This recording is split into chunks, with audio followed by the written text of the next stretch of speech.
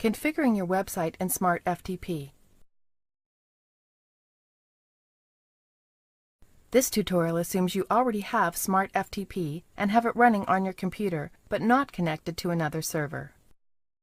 Now let's learn how to configure our website in SmartFTP. Click the Favorites menu here. Then click Edit Favorites.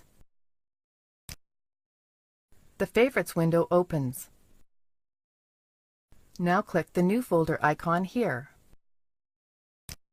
and enter a name for the new folder. Select the folder we just created here. Now click the New Favorite icon and enter a name for the new favorite.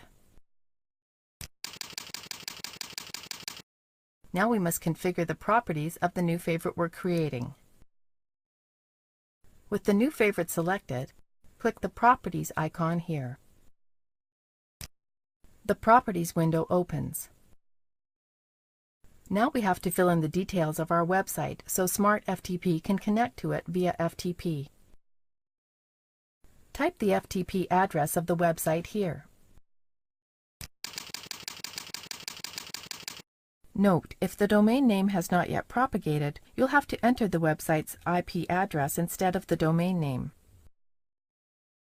If entering the IP address, do not include FTP dot before it. Just enter the IP address.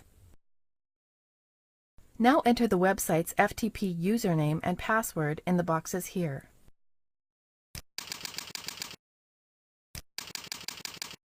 Then click OK. That's it. We've successfully configured the demo345.com website in SmartFTP by setting it up in our favorites. To connect to the website we just set up in our favorites, click the Favorites menu. Then click the folder name it's located in, then the website name itself. That's it. We've successfully connected to our website via FTP. Click the Disconnect icon to close the connection. This is the end of the tutorial. You now know how to configure a website in SmartFTP for the purposes of establishing an FTP connection.